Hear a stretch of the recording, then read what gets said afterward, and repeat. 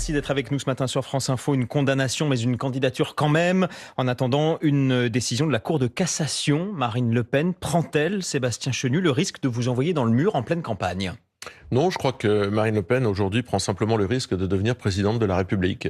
Son éligibilité a été reconnue. Marine Le Pen est éligible à la présidence de la République. Elle est, au moment où nous parlons devant les Français, présumée innocente. Elle fait comme pourrait le faire n'importe quel justiciable dans la même situation, un pourvoi en cassation pour contester un certain nombre de décisions de ce jugement. Pardonnez-moi, elle n'est pas présumée innocente. Elle a été reconnue coupable 2 fois. Oui, mais elle fait un pourvoi en cassation. Oui, mais qui pour l'instant n'est pas acté. Donc à l'heure où on parle, aujourd'hui, elle a été condamnée en première et en deuxième instance. Non, madame, je m'en réfère aux propos qui ont été tenus ce matin chez vos confrères de TF1 par la présidente, je crois que c'est son titre, de la Cour d'appel, la procureure générale, auprès de la Cour d'appel, qui dit qu'effectivement elle est présumée innocente. Je m'en tiens exactement au moment où elle a annoncé qu'elle ferait un pourvoi en cassation. La Cour de cassation juge le droit et pas par ailleurs. Oui, mais elle est présumée innocente. C'est le procureur général près de la Cour d'appel qui l'a exprimé ce matin. Son avocat lui-même, l'avocat de Marine Le Pen, parle lui-même d'un pari. C'était sur France Info. Ah, c'est le mot qu'il a utilisé hier soir sur France Info. Moi, je l'ai écouté ce matin. Oui, j'écoute les autres. Je l'ai écouté ce matin et aussi chez vos confrères de France Inter, qui dit qu'il y a des aléas que nous sommes prêts à assumer. Évidemment, Marine Le Pen est éligible. Marine Le Pen est présumée innocente. Marine Quels sont les aléas que vous évoquez ? Se pourvoit en cassation. C'est que le pourvoi soit rejeté. Ça fait partie des aléas. Revenons-en d'abord aux faits avant d'aller aux suites. Marine Le Pen a été déclarée coupable de détournement de fonds publics, un délit dont Marine Le Pen a été l'instigatrice, selon les juges, condamnée à 3 ans de prison, dont 1 an ferme à effectuer sous bracelet électronique. Est-ce que ce matin, vous refusez toujours d'accepter ce jugement qui la déclare une fois de plus coupable des mêmes faits ? C'est pour ça que nous allons en cassation. C'est parce que nous contestons, au titre de l'article 432-15, nous contestons cette qualification de détournement de fonds. Je vous rappelle qu'il n'y a pas d'enrichissement personnel, il n'y a pas d'emploi fictif. Marine Le Pen, toutes les peines d'ailleurs ont été réduites. Toutes les peines ont été réduites. Marine Le Pen est éligible, elle a purgé la peine d'inéligibilité réduite qui lui avait été infligée. Et il y a une cassation parce qu'il y a un désaccord sur le fond manifeste, un désaccord juridique sur la qualification de l'utilisation des assistants parlementaires. Devait-il travailler uniquement pour le Parlement européen ? Pouvait-il travailler de façon politique ? C'est le désaccord de fond que nous contestons. Il a été tranché, ce désaccord, en l'espèce. Sébastien Chenu, vous venez de le dire, la justice ne lui interdit pas de se présenter à l'élection présidentielle. La peine de prison est beaucoup plus légère que ce que demandait le parquet, 3 ans dont 1 ferme au lieu de 4. Dans ce cas-là, pourquoi faire appel ? Pourquoi se pourvoir en cassation ? Pourquoi ne pas accepter cette peine qui est beaucoup plus clémente qu'en première instance ? Tout simplement parce que nous contestons la qualification des faits. Nous n'avons pas, je dis nous parce que c'est pas uniquement la personne de Marine Le Pen, c'est aussi le mouvement Rassemblement National. Nous n'avons commis aucun délit de détournement de fonds. Nous contestons cette qualification. Et comme c'est une contestation de fond et une contestation aussi juridique, eh bien nous formons ce pourvoi en cassation, comme le font d'ailleurs des milliers de gens chaque année qui, dans un appel, contestent une décision d'appel. Voilà, Marine Le Pen ne fait rien de plus, rien de moins que ce que font des milliers de Français qui sont pris à partie avec la justice et qui contestent une décision de cour d'appel. Alors, Marine Le Pen a pris donc cette décision hier après-midi, entre 14h et 20h. On imagine qu'elle l'a prise un petit peu avant 20h, puisqu'après elle était au journal télévisé. Est-ce que vous avez participé à cette prise de décision ? Comment l'a-t-elle prise, cette décision ? Je crois que, alors, participer, c'est un bien grand mot, parce que c'est une décision qu'a prise Marine Le Pen, j'allais dire, entre elle-même et elle-même. Personne d'autre ne pouvait, j'allais dire, influer.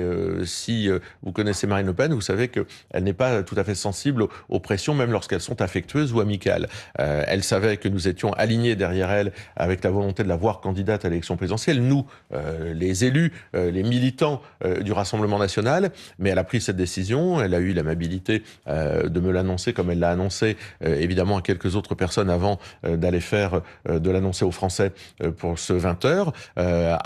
Après avoir elle-même regardé cette capacité à pouvoir aller en cassation, elle a décidé assez rapidement qu'elle rencontrerait, puisqu'elle était éligible, les Français à l'occasion de l'élection présidentielle. Elle n'a jamais douté dans ce mouvement-là d'un après-midi de décision. Elle ne s'est pas dit « et si ce n'était pas une bonne idée » ?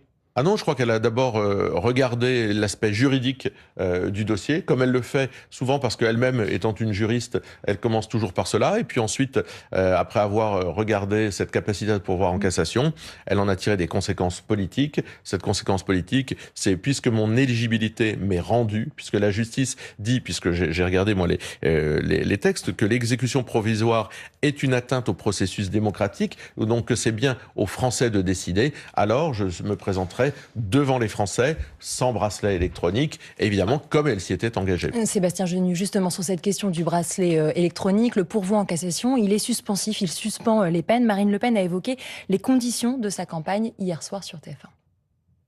L'élection a été très rapidement faite, puisque j'avais indiqué, vous le savez, que je ne ferai pas campagne sous bracelet électronique. Mais comme j'ai la possibilité de faire un pourvoi en cassation, ce qui n'était pas obligatoirement le cas des autres hypothèses, et que le pourvoi en cassation suspend les effets de l'arrêt, je ferai donc campagne sans bracelet électronique. Je ferai campagne sans bracelet électronique. Est-ce que ce matin, Sébastien Chenu, vous êtes certain qu'elle fera campagne sans bracelet électronique ? Bah oui, Marine Le Pen va devant la Cour de cassation, ça suspend les effets de cette décision, donc elle ne portera pas de bracelet électronique. Sauf que la Cour de cassation avait évoqué l'hypothèse d'un recours rapide, en tout cas d'examiner peut-être dès janvier. Si la Cour de cassation confirme le jugement, ce qui est une possibilité, Marine Le Pen sera obligée de porter un bracelet électronique. Ça peut être dans les mois les plus intenses de la campagne présidentielle, entre janvier et mai. Oui, vous prendriez ce risque ? Deux choses vous échappent, madame. La Cour de cassation rend ses verdicts en général entre 1 et 2 ans après avoir été saisie, en général. Là, il y avait une procédure d'accélération. C'est pas nous qui l'avons initiée, cette procédure d'accélération, mais si cette procédure d'accélération avait été initiée, c'est parce qu'il y avait un risque d'inéligibilité.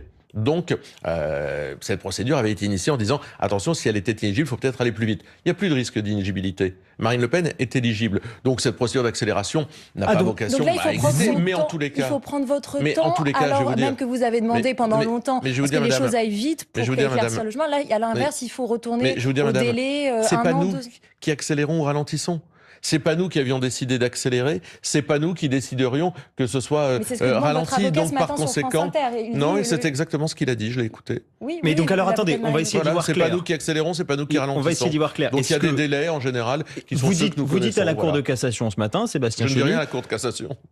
Vous dites les délais sont tels qu'ils sont. Non, j'acte le fait que, en général, la Cour de cassation rend sa décision entre 1 et 2 ans après avoir été saisie. Mais donc, en général, s'il y a une procédure d'accélération qui n'est pas décidée par le Rassemblement national, elle peut aller plus vite. Mais cette décision ça ne vous dérangerait pas si ça allait plus vite. Mais c'est pas que ça me dérange ou pas, c'est que la justice fera ce qu'elle croit devoir faire. Si la justice considère... Mais là encore, il n'y a plus matière à accélérer puisqu'il n'y a plus d'inéligibilité. On a l'impression que vous cherchez à gagner du temps. Non mais vous savez, il y a pas, on cherche ou pas à gagner du temps, on applique le droit. Et Marine Le Pen applique le droit et elle utilise les voies juridiques qui lui permettent aujourd'hui de contester une décision en allant en cassation comme n'importe quel justiciable dans le pays. Oui, mais si la cassation statue assez tard, ça permet éventuellement d'enjamber l'élection présidentielle, voir si elle est élue présidente de la République, de ne pas porter ce bracelet. Madame, nous ne sommes pas décisionnaires. Voilà, nous ne sommes pas décisionnaires de ce que fera la Cour de cassation. Donc si la cassation arrive plus vite, nous en prendrons acte. Si elle arrive plus tard, nous en prendrons acte. En attendant, Marine Le Pen, présumée innocente, fait campagne. Elle n'a pas de bracelet électronique. Et aujourd'hui, avec Jordan Bardella, elle est dans la Sarthe pour proposer un projet politique aux Français. Juste qu'on comprenne bien, vous n'êtes pas décisionnaire. Si la Cour de cassation statue en janvier et qu'il faut porter un bracelet électronique pendant les derniers mois de la campagne, Marine Le Pen le fera et fera campagne sous bracelet électronique. Avec des si, vous savez, j'ai tellement entendu... Non, c'est une question un peu importante pour la campagne, pardonnez-moi. Oui, mais moi j'ai tellement entendu, mais si Marine Le Pen ne peut pas, si Marine Le Pen a été enterrée sur vos plateaux 100 fois, madame. Donc je veux bien que vous cherchiez à l'enterrer. Pardonnez-moi. 101e fois, je vous dis simplement, c'est pas nous qui maîtrisons le calendrier. Sébastien Chenu, c'est quand même une question majeure. Imagine-t-on un candidat ou une candidate en l'espèce à la présidentielle faire campagne avec un bracelet électronique? La question est si simple. Mais ce ne sera pas le cas. Voilà, moi je ne crois pas que ça puisse être le cas pour la raison que je vous ai indiquée. Et vous ne pouvez pas en être certain. Non, mais on n'est jamais sûr de rien en justice. Et est-ce que vous n'étiez pas du tout sûr que Marine Le Pen soit éligible, visiblement? J'ai entendu sur tous vos plateaux que Marine Le Pen ne pourrait jamais se présenter à une élection présidentielle, qu'elle était morte. Je crois que même au sein du Rassemblement national, beaucoup croyaient qu'elle ne pourrait pas être candidate. Mais peu l'espéraient, parce que tout le monde espérait qu'elle soit candidate. Un peu peut-être être à la différence des journalistes. Aujourd'hui, Marine Le Pen, tel Edmond Dantès dans le Comte de Monte Cristo, eh bien, ressuscitée 100 fois, libérée 100 fois, évadée 100 fois, la revoilà candidate devant les Français. Question très simple là encore, Sébastien Chenu. Marine Le Pen, si le jugement est donc confirmé en cour de cassation, si ça n'est pas cassé, s'il n'y a pas un nouveau procès, est-ce qu'elle peut continuer à être candidate? Mais c'est là où... Est-ce qu'elle ira au bout? Je n'aurai pas l'outrecuidance de vous ramener à vos études de droit si vous en avez faites, mais c'est pas si le jugement est confirmé, cher ami, c'est si le pourvoi est rejeté. Si le pourvoi est rejeté, mais donc le premier jugement sera confirmé. Si on veut parler de choses sérieuses, faisons-le, ou alors parler avec des avocats. La finalité est la même, Sébastien en juriste.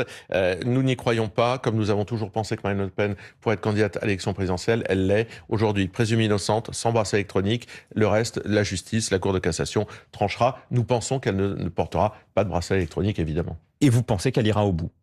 Et qu'elle sera élue présidente de la République. Sébastien Chenu, vous restez avec nous. On va continuer d'explorer les conséquences juridiques, on vient d'en parler, conséquences politiques aussi de cette candidature de Marine Le Pen. C'est juste après l'info en 1 minute. Il est 8h moins le quart et voici Antoine Jeuffin. Sirène et explosion ce matin à Bahreïn et au Koweït. L'Iran revendique des frappes sur des bases américaines. Réponse à des bombardements américains cette nuit sur 80 cibles en Iran. Frappe absolument nécessaire, commente l'OTAN. Représailles après l'attaque de plusieurs bateaux dans le détroit d'Ormuz. Sitôt candidate à l'élection présidentielle, déjà sur le terrain, Marine Le Pen attendue ce matin sur un marché de la Flèche dans la Sarthe avec Jordan Bardella à ses côtés. Marine Le Pen condamnée en appel pour détournement de fonds publics. Elle va se pourvoir en cassation. Pour Amnesty International, c'est le vote de la honte, réaction de l'ONG après l'adoption hier par l'Assemblée nationale d'une loi instaurant une présomption de légitime usage des armes pour les policiers et gendarmes. La proposition de loi votée par le camp présidentiel et l'extrême droite part désormais au Sénat. La situation évolue favorablement dans les Pyrénées-Orientales, dit le préfet. Ce matin, le feu a dévoré 4900 hectares de végétation, 67 départements en vigilance orange canicule. Aujourd'hui, la Corse, la Côte d'Azur et le Nord-Est épargnés par la chaleur. Et puis à la Coupe du monde de football, la Suisse élimine la Colombie au tir au but et retrouvera l'Argentine en quart de finale. France Info. Le 8-30 France Info, Adrien Beck, Camille Vigogne-Lecoat. Nous sommes toujours sur France Info avec Sébastien Chenu, député Rassemblement National du Nord, porte-parole du parti. On l'entendait dans les titres ce matin, Marine Le Pen et Jordan Bardella sont attendus dès 11h dans un marché à la Flèche, ville gagnée par le Rassemblement National aux dernières élections municipales. C'était important de montrer que tout allait bien, que vous continuez comme si de rien n'était? C'est surtout important de montrer ce qu'on propose aux Français, c'est-à-dire Marine Le Pen à la tête de l'État si les Français le souhaitent, et Jordan Bardella à la tête d'un gouvernement pour redresser le pays et à la tête d'une majorité, là encore, si les Français le souhaitent. C'est une première dans l'histoire politique de notre pays qu'un ticket soit proposé aux Français. Finalement, c'est cette authenticité, cette transparence dans l'offre politique en disant aux Français, voilà comment on va gouverner, comment on est en train de s'organiser, qui sera le Premier ministre. Je crois que ça fait aussi notre spécificité. C'est sûr que quand on regarde les autres, ils n'arrivent déjà pas à se mettre d'accord sur un candidat, ils ne sont pas là de proposer un Premier ministre. Sébastien Chenu, les autres, ils s'expriment dès ce matin. On avait par exemple Gabriel Attal chez nos amis de France Inter qui parle, et c'est peut-être une des preuves que les choses judiciaires vont rebondir tout au long de la campagne. Il dénonce une forme de guérilla judiciaire pour se présenter de la part de Marine Le Pen qui prend en otage toute la campagne présidentielle. Est-ce qu'il n'y a pas le risque quand même que tout cela revienne en permanence dans la bouche et dans les attaques de vos adversaires? Mais enfin, je sais pas, moi je regarde le droit tel qu'il est. Un pourvoi en cassation, c'est pas une guérilla judiciaire, c'est l'application du droit. Enfin, qu'est-ce que c'est que cette histoire de considérer... Je parle de politique. Est-ce que le fait que vos adversaires... Monsieur Attal devrait, en tant qu'ancien Premier ministre, au moins respecter une chose, c'est la présomption d'innocence et les outils du droit qui sont mis à la disposition de tous les justiciables. Marine Le Pen n'en utilise pas davantage que d'autres, mais pas moins non plus. Donc monsieur Attal devrait revenir sur terre, se concentrer sur ces petites histoires avec monsieur Philippe, qui est lui-même d'ailleurs, je rappelle, Édouard Philippe est lui-même sous le coup d'une enquête pour détournement de fonds publics. Monsieur Philippe, on en parle un peu moins, mais enfin lui, il a ça sur le dos. On en a parlé. D'accord, enfin, moi je trouve qu'on n'en parle pas beaucoup, mais enfin, donc que les autres s'occupent de leurs affaires, et puis Marine Le Pen, elle s'occupera des Français. Sébastien Chenu, si la décision, elle surprend autant de Marine Le Pen, c'est qu'elle avait toujours dit que si elle était condamnée à un bracelet électronique notamment, elle laisserait la place à Jordan Bardella.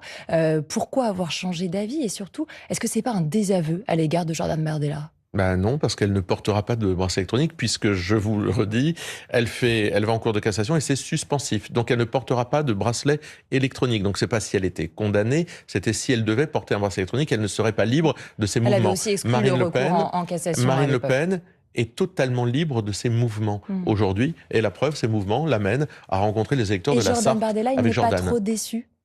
Ben non, il s'est préparé à devenir Premier ministre. Oui, il s'est aussi préparé à devenir président, pardonnez-moi, récemment. Ce qui est déjà, à mon avis, est une tâche.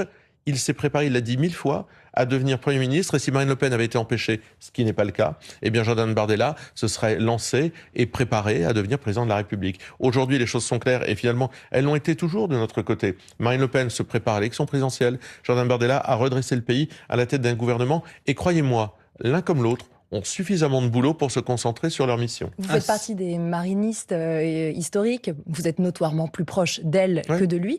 Vous êtes soulagé ce matin? Je suis très heureux. Je suis très heureux de voir que Marine Le Pen puisse rencontrer les Français. Mais parce que soulagé je pense que ça soit elle et pas lui? C'est pas comme ça que les choses s'expriment, parce que je l'ai exprimé d'ailleurs devant la réunion du groupe de l'Assemblée nationale mardi matin. Si Marine Le Pen avait été empêchée, nous serions tous derrière Jordan Bardella ce matin pour l'élection présidentielle. Vous n'auriez peut-être pas la même place dans l'organigramme. Parce que Marine, mais ça compte pas, madame. Ce qui compte, c'est que nos idées arrivent au pouvoir. Nos idées arrivent au pouvoir pour changer les choses. C'est là où, en fait, vous nous prenez pour les autres. Les autres, effectivement, eux, c'est pas leurs idées qui comptent, ils n'en ont plus. Et quand ils en ont eu, elles ont ruiné le pays. Donc nous avons des idées, elles sont très différentes des autres, on veut arriver au pouvoir pour les appliquer. Alors elles sont très différentes des autres, mais sont-elles différentes aussi au sein de votre propre parti? Parce que c'est vrai que ces dernières semaines, on a pu entendre Jordan Bardella amener des idées à lui, peut-être des idées de Premier ministre, mais en tout cas des idées quand même. Qui va décider du programme pour 2027? La candidate à l'élection présidentielle décide de son programme, tout comme, et je l'ai dit ici même d'ailleurs sur votre plateau, si Jordan avait été le candidat à l'élection présidentielle, il aurait été bien normal qu'il décide de son programme et probablement d'une sensibilité, d'une couleur politique qui soit différente, parce que ce ne sont pas des clones. La candidate à l'élection présidentielle, et c'est aussi un peu le rapport à nos institutions. Donc Jordan Bardella va devoir se ranger aux propositions de Marine Le Pen, à ses idées.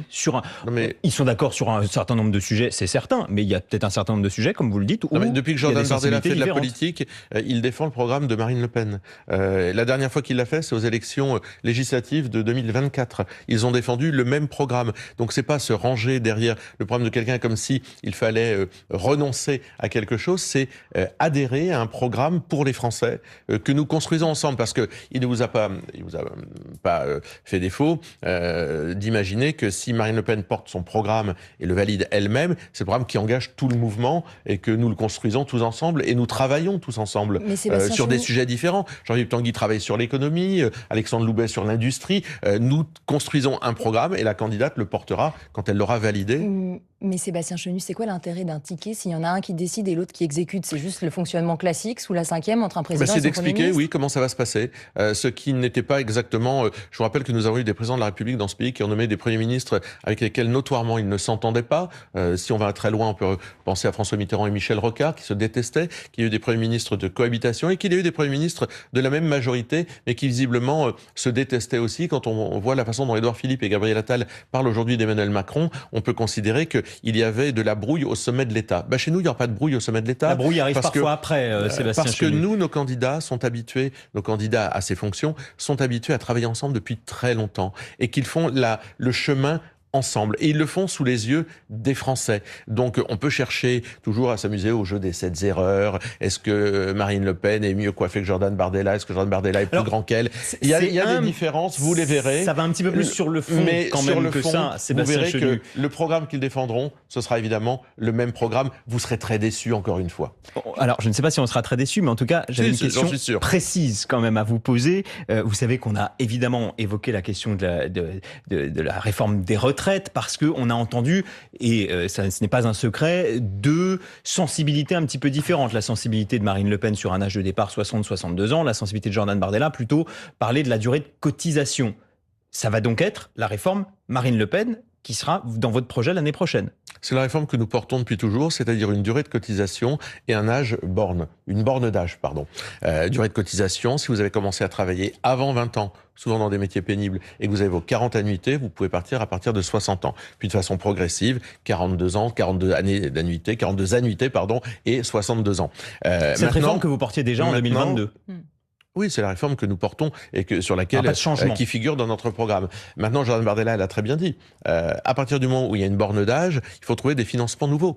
Car si cette borne d'âge est effectivement nécessaire, c'est important pour les Français de savoir à partir de quel âge ils peuvent partir à la retraite. Il faut trouver des financements nouveaux. Ces financements nouveaux, c'est faire rentrer plus de jeunes sur le marché du travail, c'est faire maintenir aussi plus de seniors sur ce même marché du travail. Et je pense que là, il va falloir faire aussi preuve, et nous le faisons, d'imagination. Sauf que Jordan Bardella, il s'était aussi laissé dire ouvert à une suppression de cet âge légal de départ. Non, vous dites ce matin, il y aura toujours un âge légal. Quoi qu'il en soit, il y aura toujours une borne d'âge, bien sûr. Et celui-ci n'évoluera pas, il restera le même. Oui, c'est celui-ci parce qu'il est juste, et parce que notre réforme, elle est juste, et parce qu'aujourd'hui, elle est assez intégrée par les Français. Et je pense que par rapport à ce que proposent nos adversaires politiques, cette réforme des retraites, elle est juste. Mais là encore, vous verrez, il y aura dans ce programme de 2027, vous retrouverez les piliers, on appelle ça souvent les fondamentaux de notre programme, mais il y aura aussi des propositions nouvelles parce que le monde change, l'intelligence artificielle, le logement, la santé,